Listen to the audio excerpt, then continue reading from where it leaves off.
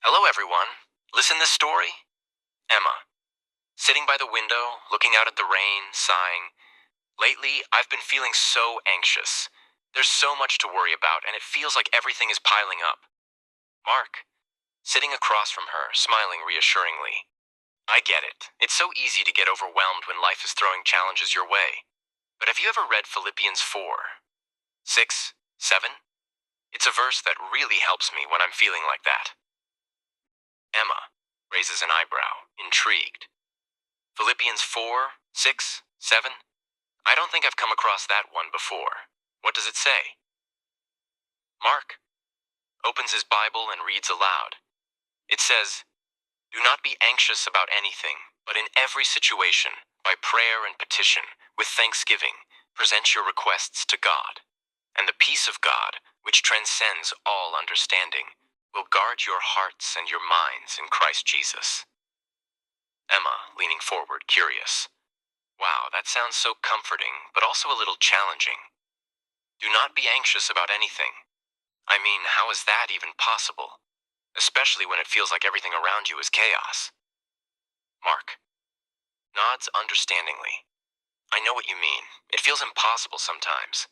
But what I love about this verse is that it acknowledges the struggles we face. It doesn't say, don't feel anxious because life is perfect. It's more like, in every situation, good or bad, don't let anxiety take over. Instead, bring everything to God. Emma, reflecting. So it's like, when things get too much, instead of just stressing out, we're supposed to talk to God about it? To pray about it even if we don't have all the answers?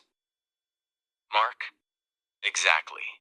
And that part about prayer and petition with thanksgiving, it's a reminder that even when we feel uncertain or anxious, we can still be grateful for what God has already done and trust that He's listening.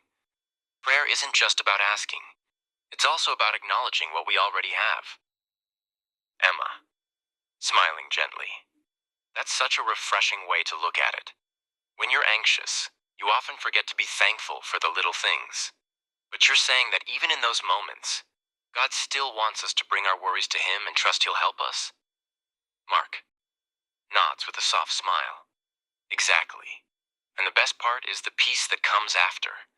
The verse says that God's peace will guard our hearts and minds. It's not just any peace. It's peace that transcends all understanding. It's the kind of peace that doesn't make sense in the middle of a storm, but still fills you up anyway. Emma leans back, taking in the thought. I love that. Peace that doesn't make sense. I think that's exactly what I need. The kind of peace that doesn't depend on everything going perfectly. Mark, encouragingly. Right? When we surrender our anxieties and trust God, He gives us that peace, and it helps guard our hearts and minds. It's like an inner shield that protects us from the fear and stress trying to take over. Lenny. Emma nods thoughtfully. That sounds amazing. I want that kind of peace. It's like a deep, secure peace that nothing in the world can shake. Mark, smiling warmly. Yeah, and it comes from knowing that no matter what happens, God's got it. We can trust that He's in control, and He's with us through it all. It's not about having all the answers. It's about having the peace of knowing He's right there with us. Then, Emma, smiling with a sense of calm. I think I can do that. I can pray about everything, even the small stuff, and give thanks for what I do have. I'll try to stop worrying so much and trust God more. Mark, grinning. That's the spirit. And remember, whenever those anxious moments come, God's peace is always waiting for you, ready to guard your heart and mind. In this conversation, Emma and Mark reflect on how Philippians 4, 6, 7 offers a powerful way to overcome anxiety through prayer, thanksgiving, and trust in God. It encourages a shift from worry to peace, a peace that transcends understanding, guarding our hearts and minds.